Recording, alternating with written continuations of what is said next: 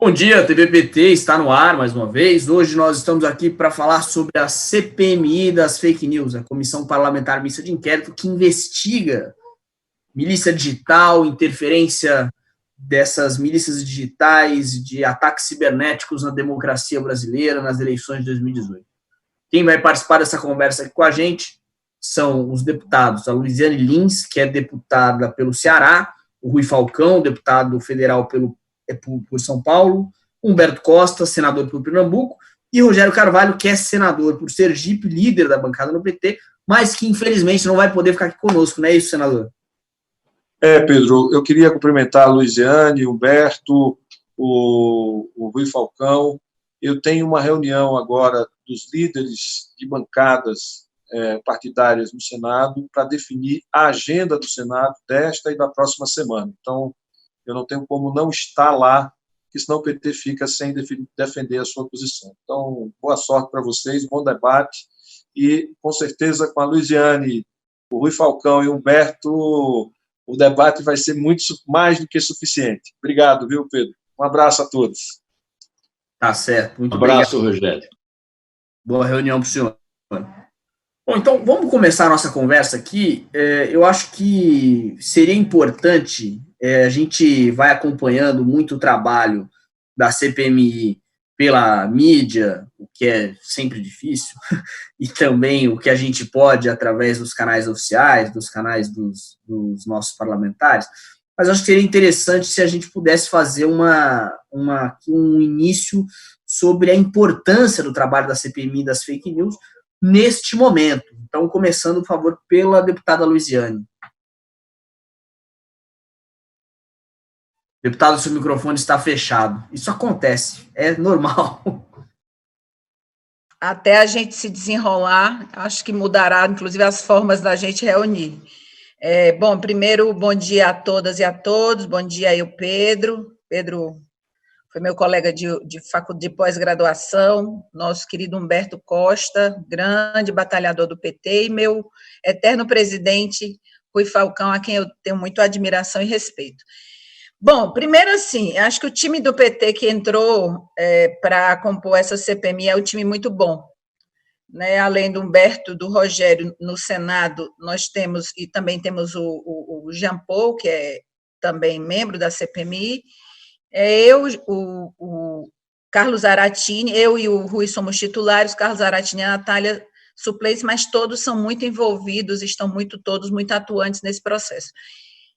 Eu acredito, primeiro, que foi uma grande conquista nossa, né? Desde que terminou a eleição do primeiro turno, em 2018, como eu sou dessa área de comunicação, e eu tive uma votação bastante grande lá no Ceará, quase 200 mil votos como deputada federal. Então, assim, a minha primeira angústia foi correr para São Paulo para ajudar na produtora que estava fazendo, à época, as campanhas de TV do Haddad, porque tinha alguma coisa acontecendo que eu não conseguia entender. Chegando lá, eu vi um esquema razoável, vou falar rapidamente sobre isso, que eu acho que isso aí foi que jogou para frente também, não só a minha percepção, mas de muitas pessoas. Quando eu cheguei lá, a televisão estava bastante resolvida, assim, você tinha um roteiro, tinham pessoas atuando nisso, tinha uma produção interessante, e alguma coisa que continuava pegando. A partir daí foi que a gente foi percebendo que havia um mundo paralelo, um mundo subterrâneo, que começou particularmente a ser via a esfera pública naquele momento, porém não era uma prática de 2018. É muito importante que a gente saiba disso, porque quando, nesse intervalo do primeiro para o segundo turno, nós fizemos lá no Ceará, aproveitando a ida do Haddad, uma coisa que nós denominamos de frente nacional, de frente digital nacional pela democracia, que era exatamente a tentativa de socializar não só informações verdadeiras e disparar em massa para as pessoas que foram entrando no nosso WhatsApp, como também ela tinha o papel, né, de ter uma referência nacional para desmentir as mentiras que as fake news provocaram. O que foi interessante é porque, apesar de ter sido uma iniciativa principalmente da esquerda, o pedido da CPMI, o PT abraçou essa questão, mas foi um deputado do DEM, agora, antigo PFL, do DEM, que certamente aborrecido ou com algum interesse contrariado, que buscou essas assinaturas na Câmara e no Senado, e depois essa CPMI se instalou. E o que o Humberto vai falar, o Rui vai falar, mas assim, o que nós vemos até aqui? Eu queria só destacar isso, para a gente ouvir, eles podem falar o decorrer da CPMI, que aí eu acho que a CPMI está chegando cada vez mais perto do que a gente denomina de tal do gabinete do ódio, a gente vai depois entender aí através deles o que é isso, mas o que eu acho que é importante dizer é que essas investidas de fake news, seja através do WhatsApp, seja através do YouTube, seja através das redes sociais, de uma forma geral, ela é uma prática que não começa agora, né? Todo mundo fala disso, né? Que desde o Goebbels, no nazismo, ele se valia das informações falsas, né? Repita 1000 vezes até que ela se torne verdade. Só que você não tinha esse grau de propagação que as redes sociais e a própria internet, na verdade, como paradigma, ela trouxe. E a partir daí isso se multiplica numa progressão alucinada. E, ao mesmo tempo, é importante saber que isso é uma estratégia internacional, isso não é uma coisa localizada aqui no Brasil, ainda bem que nós estamos tendo essa CPMI, mas é uma CPI também aconteceu no Reino Unido, em função de duas questões, do Brexit e questão da Cambridge Analytica, que todo mundo sabe disso, que colocou o Facebook em xeque, quando, na verdade, ele estava mapeando as pessoas para jogar informações, as chamadas fake news, para quem queria ouvir aquele tipo de coisa. Isso é muito grave. E, a partir daí, a CPMI começou a ser tocada, e aí eu acho que o Humberto pode falar um pouco, o Rui pode falar um pouco sobre isso. Eu queria só fazer essa entrada, porque eu fui estudar por que no Brasil a gente não ouviu falar, na época da campanha, fortemente do YouTube, embora o YouTube teve participação decisiva, não só aqui, mas no mundo inteiro, um processo de reprodução automática, de radicalização da direita, através da reprodução automática do YouTube, mas aqui no Brasil, forte foi o WhatsApp, porque é uma rede clandestina, ela clandestina no sentido dela não ter visibilidade pública. E por quê? Aí eu fui ler sobre isso, é que, na verdade, a estratégia do imperialismo e de quem quer hoje minar a democracia através dos meios digitais, utiliza o WhatsApp no Brasil pelo fato, aliás, não é no Brasil, nos países mais pobres, porque as pessoas com dificuldade de pagar sua conta telefônica conseguem se comunicar através de redes de Wi-Fi, mesmo sem ter pago a conta de telefone. Então, isso foi uma investida pesada nos países de terceiro mundo, e não é à toa que o WhatsApp foi o principal instrumento que minou, pode-se dizer assim, a eleição de 2018. Então, eu começava por aí, acho que a CPI tem muito que dar ainda, e eu deixo para Humberto e o Rui comentarem aí o que aconteceu mais ou menos até aqui, eles fiquem à vontade.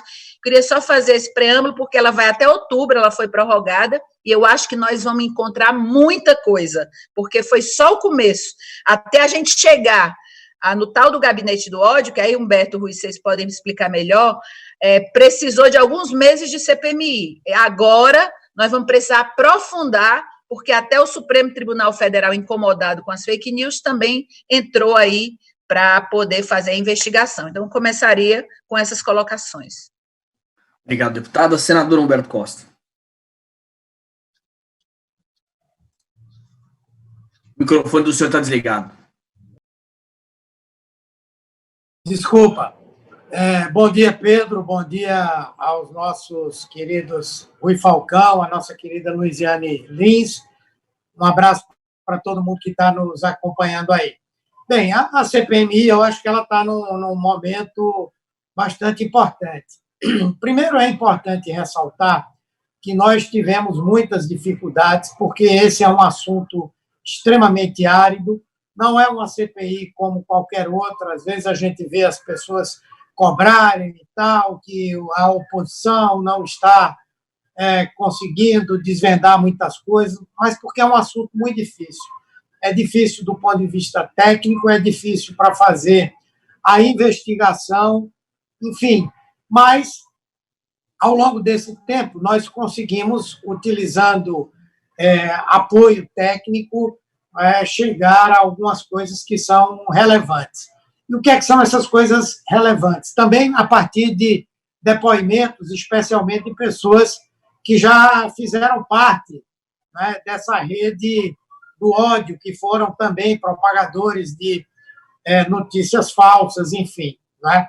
Então, o que parece ser evidente, o que é evidente, é que há uma rede que é formada, em primeiro lugar, por um grupo que é responsável por pensar o que é que vai ser objeto dessa ação, dessa milícia digital. Eles escolhem temas, pessoas, fatos que devem ser objeto de uma intervenção. Esse conteúdo, ele depois é trabalhado em termos de chegar numa forma que seja compreensível para as pessoas, seja diversificado para atingir vários públicos diferenciados, e depois ele vai para uma rede de distribuição que envolve desde parlamentares, integrantes do governo, passando por empresários e passando por uma forte militância, né, por um grupo de militantes digitais, aos quais se somam milhares, milhões do que se chama de robô, que são perfis falsos, né, pessoas que realmente não existem e que têm o papel de se passarem por pessoas e, com isso, propagarem essas notícias. Tudo indica que, na cabeça dessa rede aí, está aquele astrólogo e pseudo-filósofo Olavo de Carvalho, parece ser um dos inspiradores dessa rede, um dos teóricos e tal. Tem um aval e uma participação no sentido de dar forma e organizar, segundo o que nos chegaram informações sobre investigações feitas até pelo próprio Supremo Federal, pelo Supremo Tribunal Federal, pelo filho do presidente da República, o Carluxo, por aqueles que formam o chamado Gabinete do Ódio. São 3 pessoas que trabalham porta a porta com o presidente da República, são funcionários comissionados do governo e que têm um papel também de trabalhar na elaboração da forma e dos conteúdos. E, a partir daí, vem toda uma rede de distribuição na qual, como eu disse, participa muita gente. A outra coisa relevante é que há um grupo expressivo de empresários, né, o chamado Grupo dos 200, né, parece que agora houve um racha entre eles com essa saída do Moro de dentro do governo, né? E esse pessoal é quem faz o financiamento de todo esse trabalho. Acredita-se que sejam milhões de reais, né? A julgar pelo que foi dito pela deputada Joyce Hasselmann, também pelo Frota e tal, é uma verdadeira fortuna que se gasta para poder fazer esses disparos e fazê-los chegar até essas pessoas. A informação que nós temos é que tudo isso está mapeado nesse inquérito do Supremo, que é tocado pelo ministro Alexandre de Moraes. As informações que nos chegaram é de que, antes do início dessa pandemia, as coisas já estavam de tal forma desvendadas que já iriam ser feitas ações de busca e apreensão em determinados locais, em determinadas pessoas. Falava-se, inclusive, da possibilidade de prisões e conduções coercitivas, na medida em que pessoas já foram convocadas a depor e não foram fazer os seus depoimentos. Acredita-se que o processo lá no Supremo esteja razoavelmente adiantado. No caso do Congresso Nacional, nós conseguimos alguns avanços relevantes no final, inclusive a utilização de computadores, né, do Senado Federal, de e-mails de assessores de parlamentares na Câmara dos Deputados. Então, eu acho que esse período que nós conseguimos da prorrogação, mais o período que não vai ser contado por conta da pandemia, vai nos permitir chegar no final do ano com algumas coisas bem concretas e bem objetivas. Obrigado, senador. Deputado Rui Falcão, eu acredito que o senhor também pediu para o senhor também comentar o trabalho da CPMI até aqui, e agora, pela frente, o senhor apresentou um requerimento solicitando o depoimento do ex-ministro Sérgio Moro, né? Bom, é bom estar aqui de novo com você, Pedro, e agora na companhia dos queridíssimos senador Humberto Costa e da minha grande amiga, a deputada Luiziane Lins, quem sabe a próxima prefeita de Fortaleza, né? Eu acho que a CPI, ela tinha como objetivo, aliás, não foi convocada por nós, foi um deputado da situação que fez o requerimento da CPI, mas qual é o nosso objetivo? Primeiro, deixar claro que as eleições de 2018 sofreram um forte processo de manipulação da informação com indústria de notícias falsas, patrocinada por Caixa 2, inclusive com recursos do exterior. Segundo, essa indústria de fake news, ela ameaça a democracia, ela produz organizações clandestinas que tramam contra a democracia, como nós estamos vendo agora nessas manifestações. As fake news também incidem sobre questões de saúde. Ficou comprovado no depoimento da CPMI que vem campanhas, inclusive dos Estados Unidos, contrárias à vacinação, dizendo que quem é vacinado pode ficar autista, a criança virar autista e tal. E agora mesmo, na pandemia do corona, vocês estão vendo aí as notícias sobre a cloroquina, que é altamente controversa, e até a história de que você devia, como disse o Trump, disse que era brincadeira, ingerir detergentes para matar o corona. Então, ela tem um espectro amplo, nós estamos procurando jogar foco, e agora entra numa fase em que, além de depoimentos como esse do Sérgio Moro, do Carlos Bolsonaro, nós temos que conseguir quebrar sigilos. A quebra de sigilo é que vai permitir, inclusive, chegar à fonte de arrecadação. Anteontem mesmo eu recebi uma denúncia, e tenho aqui o print até, de um grupo que está arrecadando recursos publicamente por esses mecanismos de arrecadação virtual para difundir fake news, para fazer campanhas pela internet financiadas com contribuições voluntárias. O Humberto falou do inquérito no STF, nós já pedimos o compartilhamento das informações, mas até agora em vão. Seria importante que nós tivéssemos acesso às investigações do Senado, porque a CPI tem poderes judiciais, pode convocar as pessoas, e a quebra de sigilo é fundamental. Nesse período agora, é importante que a gente faça essa divulgação, porque é impossível você, sem estrutura, fazer a CPMI funcionar virtualmente, principalmente para inquirição de testemunhas, reinquirição de testemunhas, acariações. Está ficando cada vez mais claro que existe um comando dentro do Palácio do Planalto. Quem reconheceu a existência do gabinete do ódio foi, inclusive, o general Santos Cruz, no depoimento. O finado Gustavo Bebiano dizia que tinha mesmo a tentativa de criar uma ABIN paralela por iniciativa do Carlos Bolsonaro. Eu fiz uma ação pedindo que se proibisse a presença do Carlos Bolsonaro no gabinete presidencial, porque configurava usurpação de função pública, desvio de finalidade, visto que ele é vereador no Rio de Janeiro. Pedi, inclusive, que a Câmara Municipal do Rio de Janeiro se manifestasse a respeito disso. Então, acho que são várias frentes de ataque. A nossa bancada, ela tem tido uma atuação excepcional, ela tem tido apoio também do Túlio Gadelha, do PDT, do Paulo Ramos também, deputado Paulo Ramos, o próprio Alexandre Frota, que foi um dos participantes desse tipo de iniciativa na campanha eleitoral e, portanto, conhece bem o esquema, tem sido uma peça importante também, a despeito do jeito como ele funciona, às vezes de forma desrespeitosa e tal, aquele jeito que vocês conhecem.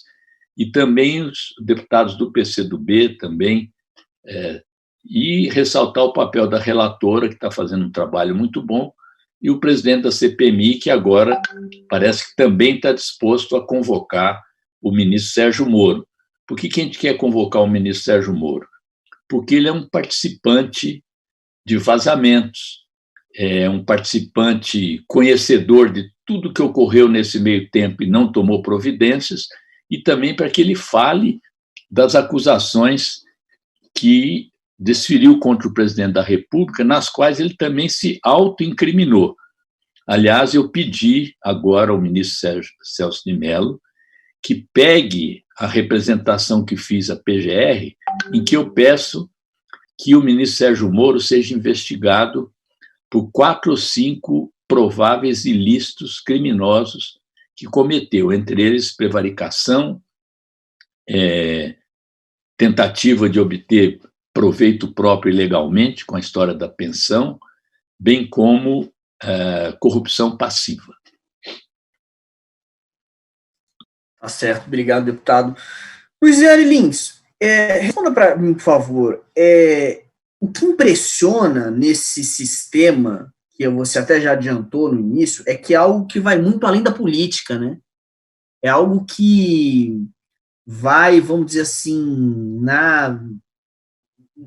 numa seara muito íntima das pessoas, de quem é atingido pelas fake news, né?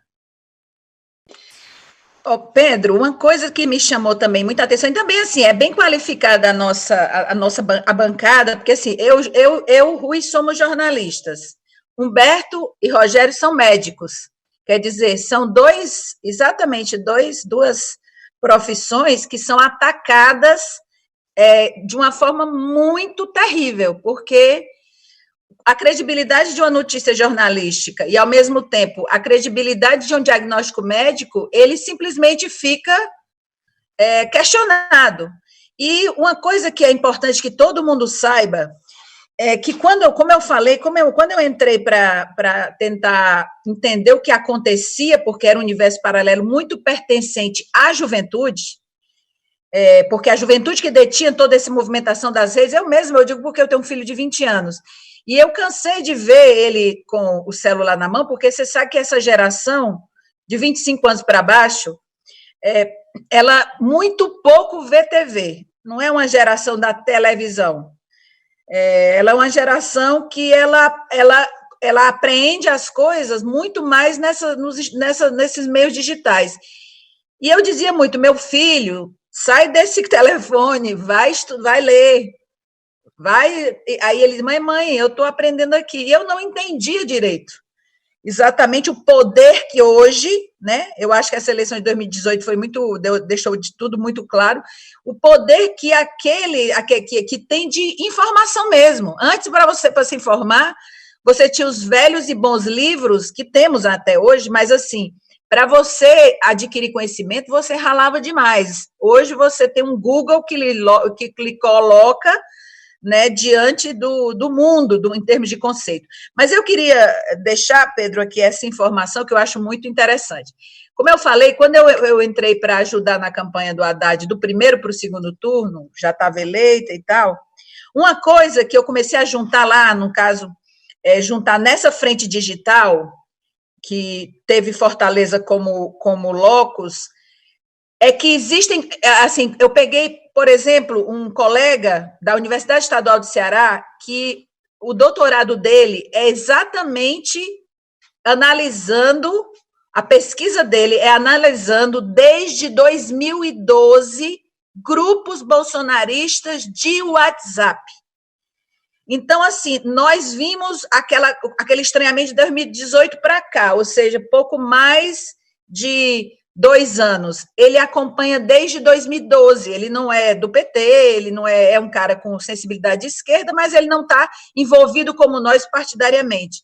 E eu tive a oportunidade de, conversando com ele, ele deu muita luz, ele jogou muita luz no que nós estávamos discutindo, porque enquanto a gente estava tateando, ele já tinha, na sua pesquisa de doutorado, ele defendeu ano passado, mas ele tinha a evolução de 50 grupos bolsonaristas. Então, é importante que a gente entenda o seguinte, que são hipóteses, se o Carlos Bolsonaro começou a entender que havia uma nova onda de percepção e de acompanhamento da política através das redes sociais, ele começou a criar e se infiltrar em alguns grupos específicos que tinham o obscurantismo ou ainda o conservadorismo como característica.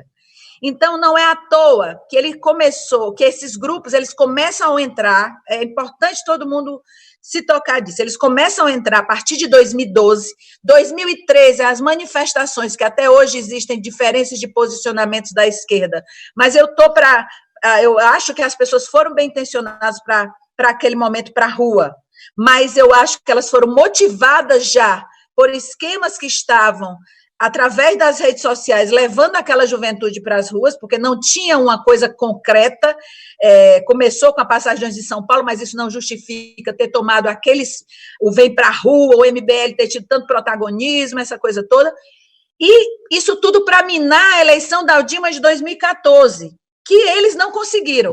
Por um pouquinho de nada, Dilma ganha o processo eleitoral.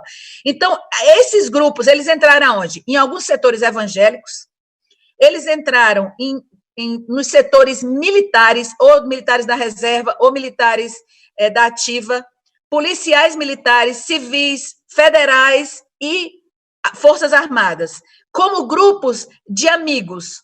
Afora os disparos em massa que aconteceram, que teve várias matérias que a Folha de São Paulo fez, inclusive a Patrícia Mello, até hoje está sendo perseguida e ameaçada, onde denunciava já em 2018 que eles chamam de fazendas de celulares. O que é isso? E a gente viu isso na CPMI. São celulares, assim, em milhões de celulares. O WhatsApp, a partir do momento que você dispara, na época você podia disparar para...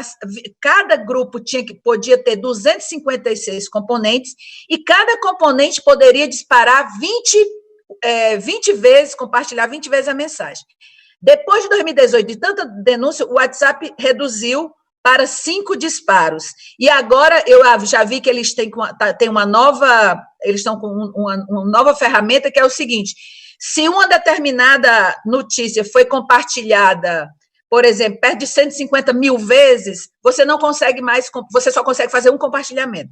Então, assim, que também já é um novo mecanismo, e finalizo dizendo o seguinte, então, assim, é importante entender, esse grupo veio de 2012, tentou influenciar 2013, levar o povo para a rua, a Copa 2014, ele veio construindo em 2015, aí como não conseguiram, ele continuou atuando pró-impeachment da presidente Dilma em 2015, e em 2016, ontem eu tive um ao vivo aqui com o nosso querido Fernando Haddad, e a gente falava exatamente sobre isso. 2016, como eles queriam o impeachment da Dilma, foi o auge do anti-PT, foi o pior resultado eleitoral da história do Partido dos Trabalhadores, e não se falava em Bolsonaro. É importante entender que eles construíram o anti-PT através das fake news, que chegou a um ponto que em 2018 a gente não entendia. O cara do Bolsa Família, o cara do Minha Casa Minha Vida, claro que não eram todos, mas pelo menos no Nordeste a gente sentiu menos, mas quem estava no Sul e Sudeste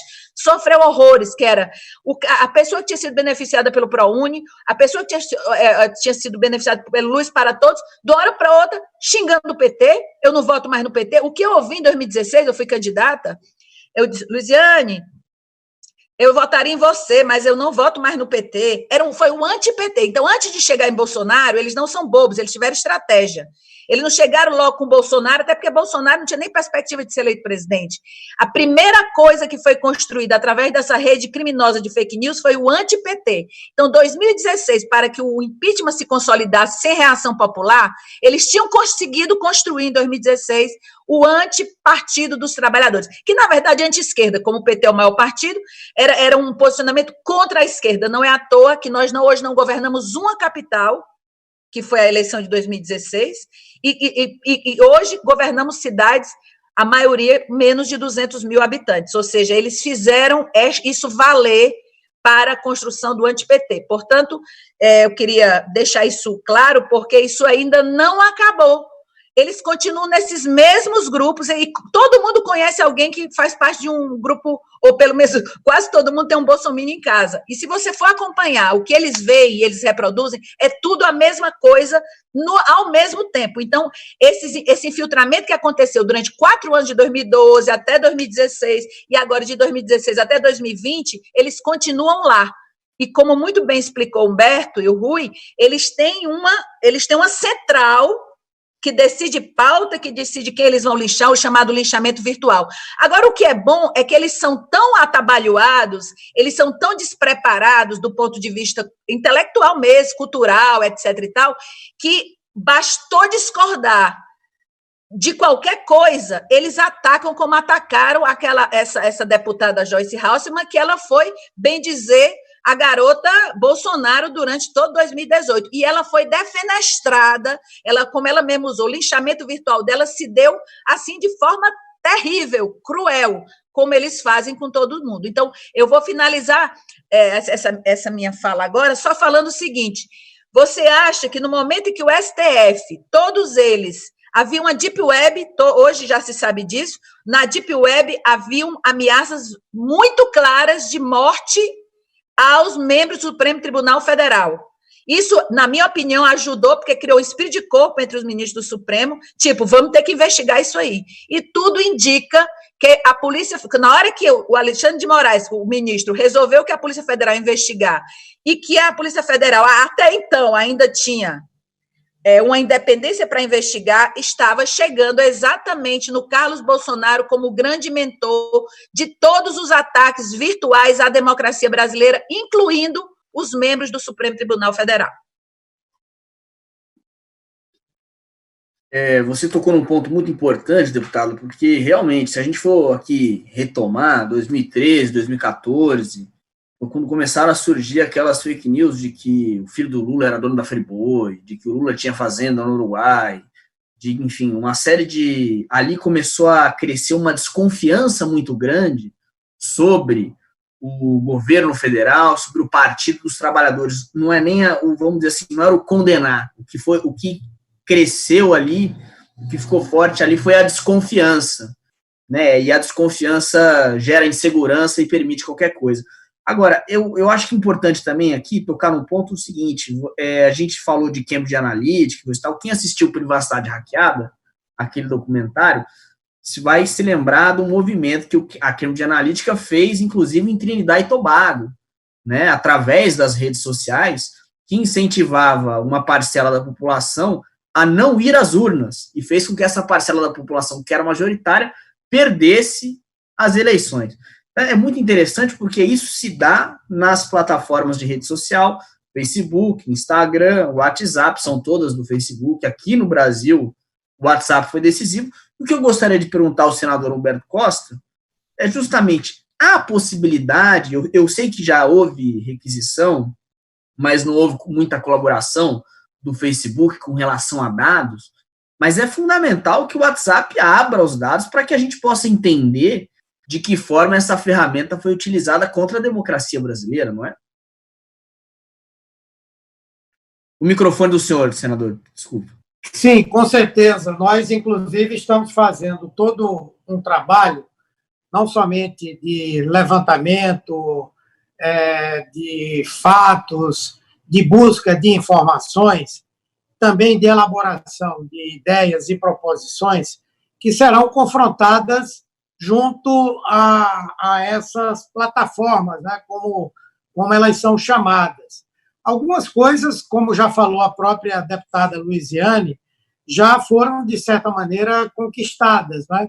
Essas mudanças que o WhatsApp fez, está fazendo, ainda que elas sejam muito limitadas, né?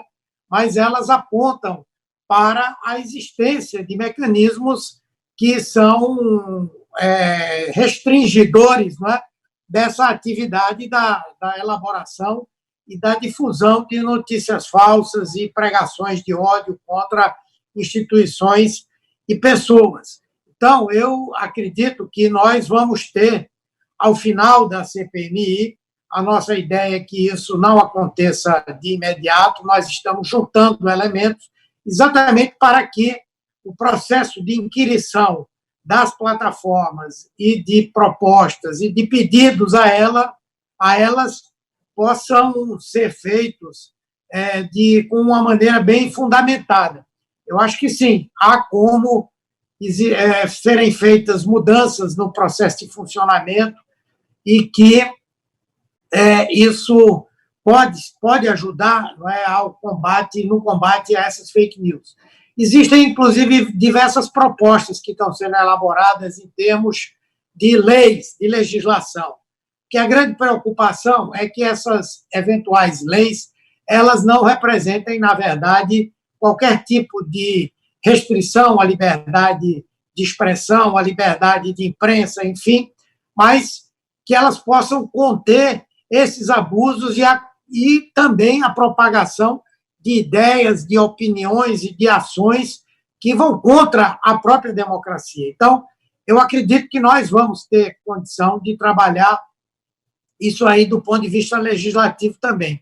E a outra coisa é que existem dois fatores aí importantes nessa pandemia.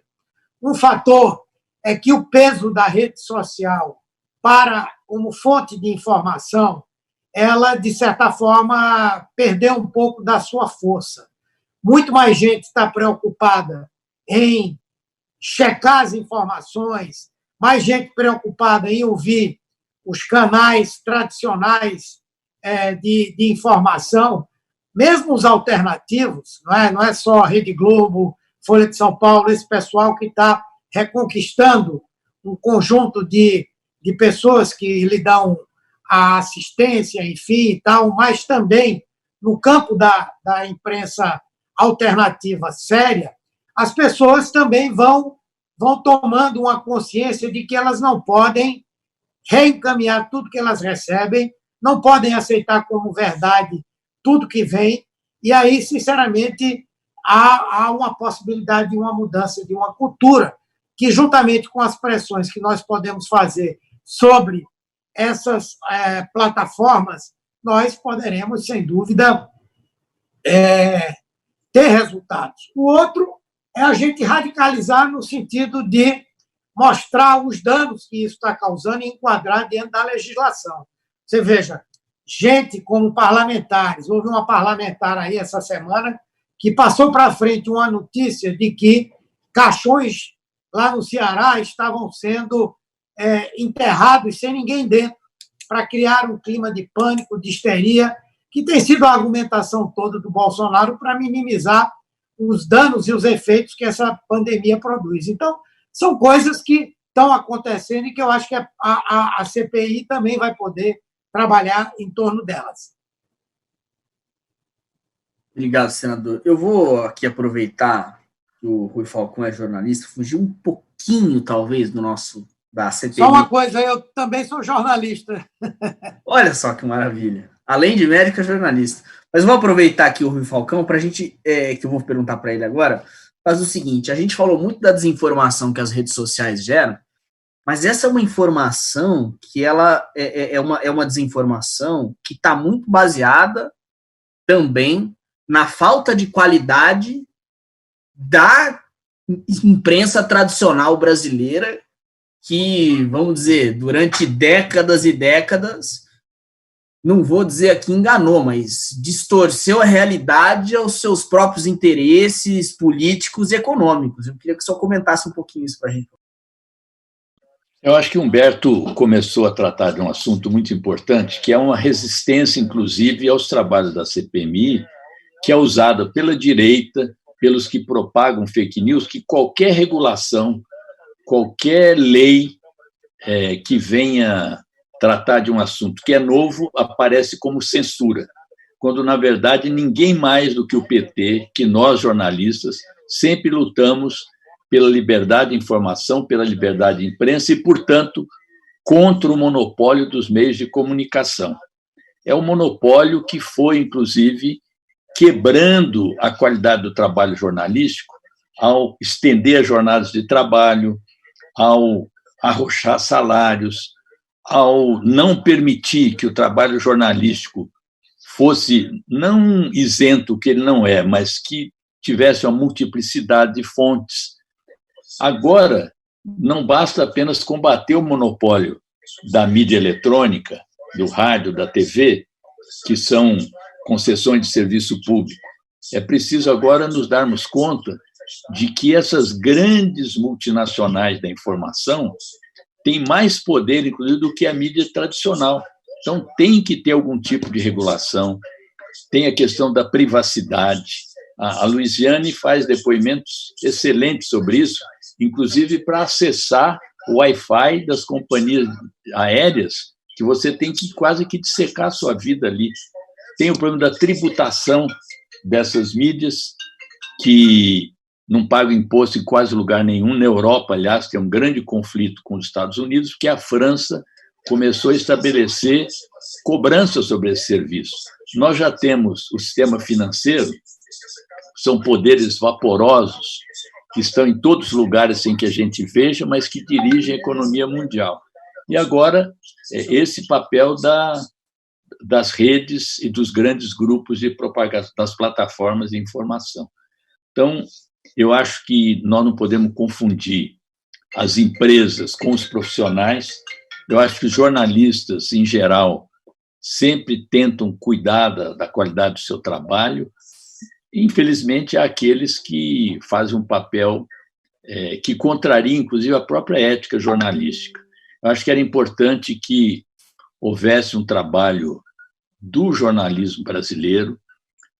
Tem essas redes agora de checagem, que é uma coisa positiva, são jornalistas cuidando da veracidade das informações, vários deles já foram depor na CPMI, e eu ia te pedir licença, Pedro e Luiziane e Humberto.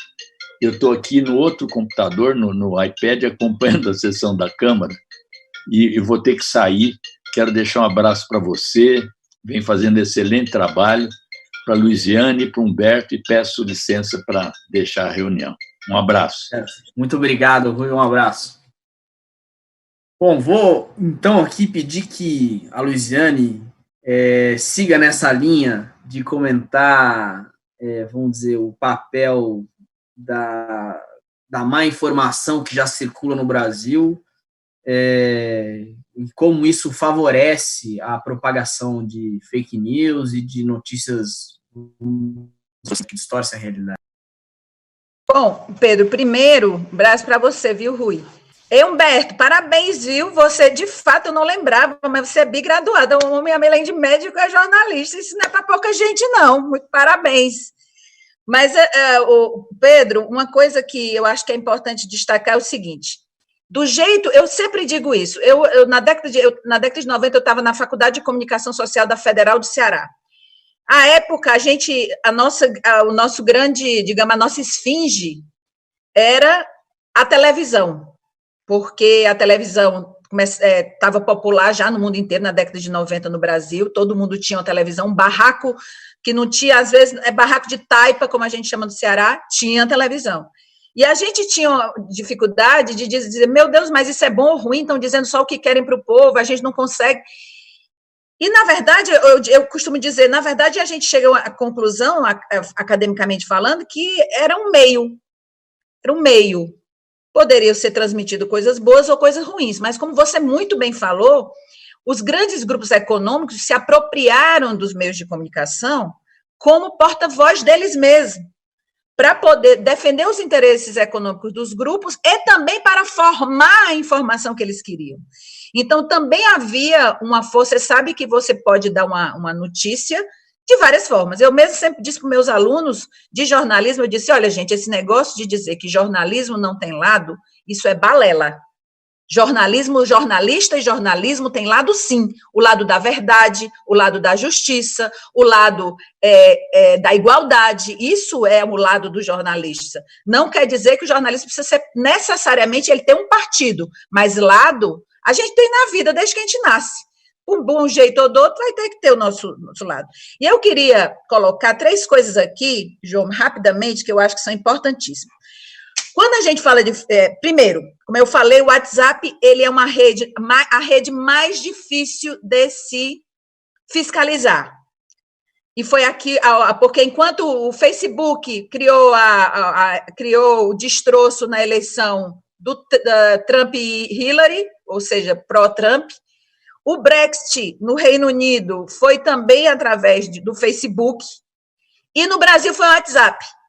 Quando também a gente já viu aí matérias que antes do golpe da Bolívia contra Evo Morales, existiam 62 mil perfis falsos lá, particularmente foi o Twitter. Então, o WhatsApp é o mais difícil crime eleitoral, da justiça eleitoral verificar. Por quê? São grupos privados, ele não vai à esfera pública geral, ele fica contido entre os grupos de família, entre o grupo religioso, entre os grupos de afinidades, digamos assim, que começam a repetir a mesma coisa e acreditar na mesma coisa. É uma coisa muito impressionante. Uma segunda coisa, então, assim, qual é a principal característica da fake news, seja em qual rede for? É porque ela não é apenas uma frase que eu digo, ou uma frase que você fala, você como jornalista. É, Pedro, uma mentira em formato de notícia.